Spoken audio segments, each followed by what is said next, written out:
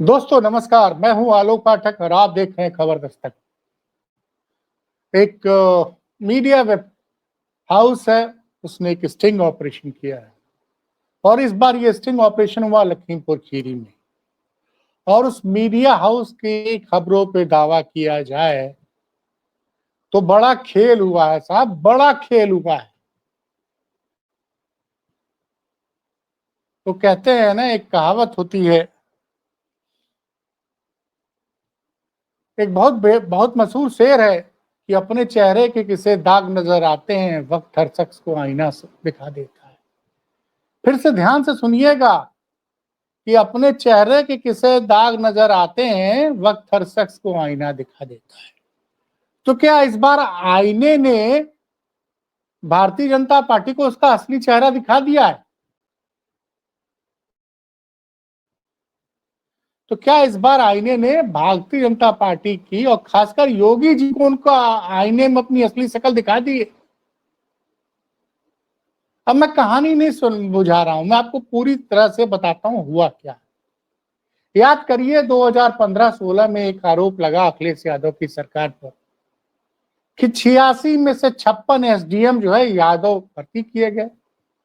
और ये आरोप जब पहले जिस मीडिया हाउस में काम करता था ना, उस मीडिया हाउस में एक वाजपेयी जी हुआ करते थे, उन्होंने लगाया था और तमाम मीडिया में चला था। 86 में 56 एसडीएम यादव भर्ती, तब अखिलेश यादव की सरकार थी। और योगी आदित्यनाथ ने तो ये बात विधानसभा के पटल पे कही थी। अखिलेश यादव ने कहा साबित कर दीजिए, आज तक खैर साबित नहीं कर पाए। वैसे योगी जी को साबित कर देना चाहिए था, क्योंकि 2017 से मुख्यमंत्री हैं। और इस साल जब मैं सितंबर के महीने में बैठा हूं, आज ही के दिन 18 फरवरी को पूरे 8.5 साल पुरानी सरकार हो गई। जब मैं 8.5 साल पुरानी सरकार कहता हूं तो 102 महीने पुरानी सरकार हो गई। 102 महीने से यूपी के मुख्यमंत्री के पद पर योगी आदित्यनाथ जी विराजमान है। अभी तक वो साबित नाम नहीं सामने आए कि 86 में से 56 यादव एसडीएम कौन कौन सा भर्ती हुए थे। और अब बताता हूं क्यों मैं कह रहा हूं कि अपने चेहरे के किसे दाग नजर आते हैं, वक्त हर शख्स को आईना दिखा देता है। क्योंकि दैनिक भास्कर ने एक पड़ताल की है उत्तर प्रदेश का एक जिला लखीमपुर खीरी। लखीमपुर जिले में एक डिस्ट्रिक्ट कोऑपरेटिव बैंक होता है, उसमें 2019 में एक वैकेंसी निकलती है। उस बैंक में वैकेंसियां निकलती हैं और कुल 27 लोगों की भर्तियां की जाती हैं।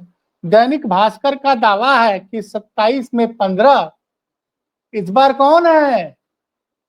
ये दैनिक भास्कर का दावा है कि 27 में 15 तो योगी जी के सजाती हैं, यानी आप समझ गए ना। और मामला सिर्फ यही नहीं रुका हुआ भास्कर के हिसाब से, 27 में 15 तो ठाकुर जी हैं और 400 पंडित जी हैं, यानी 19 का आंकड़ा है 27 में, यानी 2/3 नौकरियां। अगर भास्कर के आरोप जो उन्होंने लगाए हैं, जो नाम, क्योंकि मैंने जातियों का विश्लेषण नहीं किया, ये दैनिक भास्कर के आरोप पर बेस्ड खबर है, पहले बता देता हूं।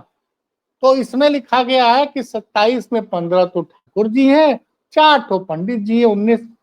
और 27 नौकरियों में SC ST का कोटा होता है 6 का, जिसमें दो को ही SC ST की नौकरी मिली, ताकि 4 नहीं मिली। तो बड़े चौंकाने वाले आंकड़े हैं।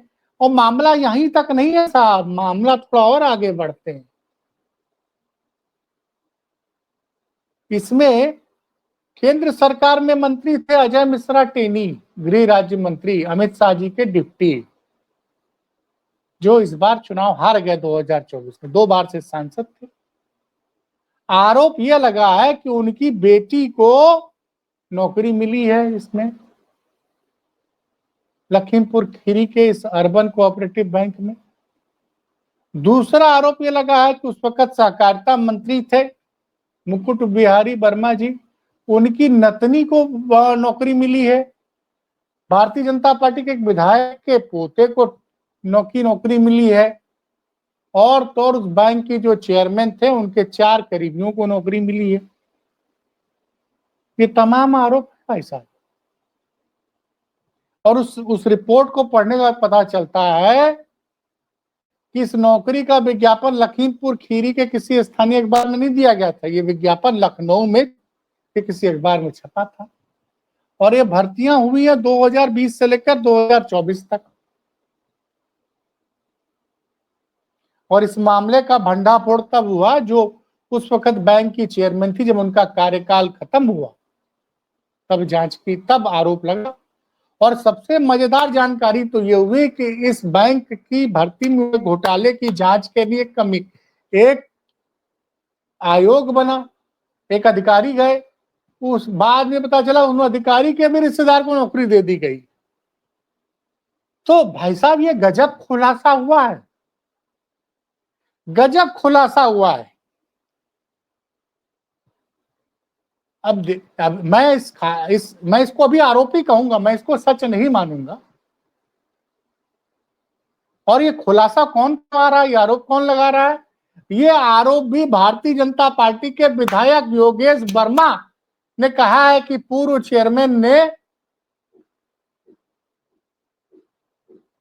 चेयरमैन जो थी बैंक की, उन्होंने केंद्रीय मंत्री अजय मिश्रा टेनी को खुश करने के लिए उनकी बेटी को नौकरी दे दी। और जब उनसे पूछा गया पूर्व चेयरमैन से, तो उन्होंने कहा कि भैया नौकरियां जो हैं वो नियम कानून से दी गई। बैंक के सचिव से पूछा गया तो उन्होंने कहा कि भैया देखिए, आप जब नौकरी का विज्ञापन निकालेंगे तो इसमें कोई भी अप्लाई कर सकता है। बिल्कुल सही बात कर रहे हैं, कोई भी आदमी अप्लाई कर सकता है और सारे जो चयन है वो नियम कानून से हुआ है। लेकिन सवाल तो फिर वही उठता है ना कि फिर जो SC/ST वाला आरोप लगा है कि 27 में से 6 SC/ST होने चाहिए, उसमें 2 ही क्यों, कोई SC/ST को क्यों दिया गया है, 4 को क्यों नहीं दिया गया है? बड़े गंभीर आरोप हैं भाई साहब, बड़े गंभीर आरोप हैं। लोग देखिए, गंभीर आरोप कई कई लगे हैं। एक तो विधानसभा में लगा, विधानसभा सचिवालय में, कि विधान परिषद और विधानसभा में बहुत से खास लोगों को नौकरियां दे दी गई। और इस मामले में प्रयागराज हाईकोर्ट ने CBI जांच की मांग की, तो CBI जांच रुकवाने के लिए यूपी की सरकार सुप्रीम कोर्ट पहुंच गई है। उसमें तो ये आरोप लगा था कि मंत्री, विधायक, विधान परिषद के अध्यक्ष और सचिव के रिश्तेदार के अलावा जिस संस्था के पास जिम्मेदारी थी कि वो एग्जाम कराए, जिस संस्था को जिम्मेदारी दी गई थी कि वो विधान परिषद, विधानसभा में नियुक्ति करा की परीक्षा कराए, उनके भी मालिकों के रिश्तेदार उसमें भर्ती हो गए थे। तो ये मामला तो खैर सुप्रीम कोर्ट में है, सुप्रीम कोर्ट उसमें फैसला लेगा इस मामले की CBI जांच होनी चाहिए या नहीं जानी चाहिए। लेकिन प्रयागराज हाईकोर्ट ने CBI जांच का आदेश दे दिया है और आदेश देने के बाद इसको CBI जांच ना होने पाए, इसके लिए यूपी की सरकार ने सुप्रीम कोर्ट का दरवाजा खटखटाया है। अब इधर बीच उत्तर प्रदेश में फिर से FIR शुरू हो गई है। अब कल एक पत्रकार साथी अभिषेक उपाध्याय पर FIR हुई, उससे पहले जबरिया रिटायर्ड IPS अमिताभ ठाकुर पर FIR हुई थी। तो मजरा एक ट्वीट है इस मामले पे अभिषेक उपाध्याय का, वो पढ़ के सुना रहा हूं, क्योंकि यूपी में हर आदमी जानता है कि 69,000 शिक्षक भर्ती में कुछ घोटालों के आरोप लगे थे और इन छात्रों को आंदोलन करते करते 2020 से ये 2025 आ गया। पिछले साल भर हाई कोर्ट की डबल बेंच से ये आंदोलनकारी छात्र मुकदमा जीत गए थे, फिर ये मामला सुप्रीम कोर्ट पहुंच गया और पिछले साल अगस्त से और इस साल का सितंबर आ गया, मतलब 13 महीने से ये लड़के सुप्रीम कोर्ट में तारीख पे तारीख इनको दी जा रही है। तो उसी को ध्यान में रखते हुए लगता है संभवतः अभिषेक उपाध्याय ने ट्वीट लिखा, आप लोग पढ़िए, मैं पढ़ के सुना रहा, माफ कीजिएगा, आप लोग देखिए।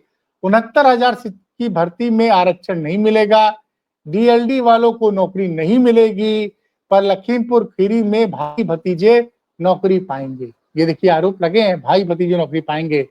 यूपी विधानमंडल में नेपो के दांत चियार खिलखिलाएंगे और आईना दिखाने वालों पर एफआईआर कराएंगे। हमारी सिराओं में रक्त है न कि पानी, हमारी सिराओं में रक्त है न कि पानी। हम वो नहीं जो संसद में आंसू टपटपाएंगे, हम वो नहीं जो संसद में आंसू टपटपाएंगे। अब ये गंभीर आरोप लगे हैं।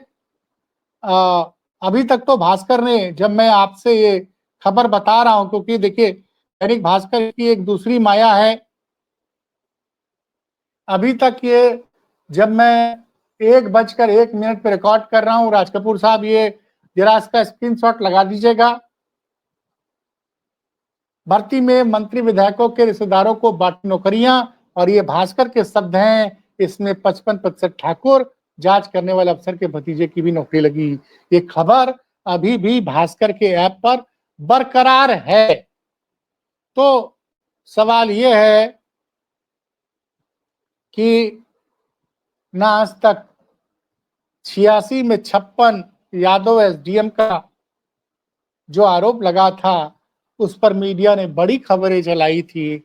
मैं सुबह से इंतजार कर रहा हूं कि काश किसी चैनल पर लखीमपुर खीरी में बैंक में 27 में से 15 सजातियों की भर्ती का आरोप वाली खबर नजर आ जाए। मुझे नजर नहीं आ रही है दर्शकों, अगर आपको नजर आती हो तो बताइएगा, क्योंकि आजकल तो आप जानते हैं कि दिल्ली की एक अदालत ने रोहिणी की, दिल्ली में लोअर कोर्ट की एक अदालत ने रोहिणी ने एक आदेश, आरोनी की अदालत ने एक आदेश दिया है, अडानी के खिलाफ खबर हटाने का आदेश दिया है। पता नहीं कल किस कोर्ट से ये आदेश आ जाए कि अब आप अडानी के बाद सरकारी भर्तियों पर या इस तरह की बैंक की भर्तियों पर घोटाले की खबर नहीं दिखा सकते। साहब वो बड़ा गजब दौर है। एक दुष्यंत का शेर है, पढ़ के सुना रहा हूं आपको, सुनिएगा कि इस घर की दीवार पर चिपके हैं इतने इश्तेहार, इस घर की दीवार पर चिपके हैं इतने इश्तेहार, किसी को नजर नहीं आती कोई दरार। तो साहब इतने इश्तेहार चिपके हुए हैं, पता नहीं कोर्ट से कौन सा आदेश आ जाए, कौन सी खबर हमको भी हटानी पड़ जाए। और यूपी में तो शुरू हो गया फिर एफआईआर के जरिए लोगों को डराने का खेल। भ्रष्टाचार पर खबर करोगे या लिखोगे तो अधिकारी नहीं चाहते कि उन भ्रष्टाचारों की जांच हो, इसलिए उनके चाहने वाले जो भ्रष्टाचार पे खबर दिखाएंगे या भ्रष्टाचार की बात करेंगे, उन पर एफआईआर कराने का खेल शुरू हो गया है। अब देखते हैं जनता जनार्दन इस पे क्या फैसला देती है 2027 के चुनाव को लेकर। फिलहाल राहुल गांधी की प्रेस कॉन्फ्रेंस भी खत्म हुई, उन्होंने फिर कुछ आरोप लगाए हैं और चुनाव आयोग पे गंभीर आरोप लगातार लगाते जा रहे हैं। तो हम सब लोग प्रयास कर रहे हैं, देखते हैं क्या होता है। लेकिन जनता को हमारी खबरें कोई बहुत अच्छी लगती नहीं है, लगता है। लगती होती तो आप ज्यादा से ज्यादा देखते, ज्यादा से ज्यादा शेयर करते। फिर मिलते हैं साहब किसी बड़ी खबर के साथ। तो जाते जाते वही सुनाऊंगा कि किसी को नजर वो जो हर जगह अपने चेहरे के किसे दाग नजर आते हैं, वो हर शख्स को आईना दिखाता है, देता है। जिन्होंने 86 में 56 यादव एसडीएम का ढिढोरा पीटा, उसी सरकार में अब आरोप लगा है कि उन्होंने 27 से 15 यानी 55% सजातियों को नौकरी दे दी। ये गंभीर आरोप हैं। अब इसकी जांच होगी कि नहीं होगी मुझे नहीं पता। मेरा काम था आप तक ये खबर पहुंचाना, मैंने पहुंचा दी। बहुत बहुत धन्यवाद।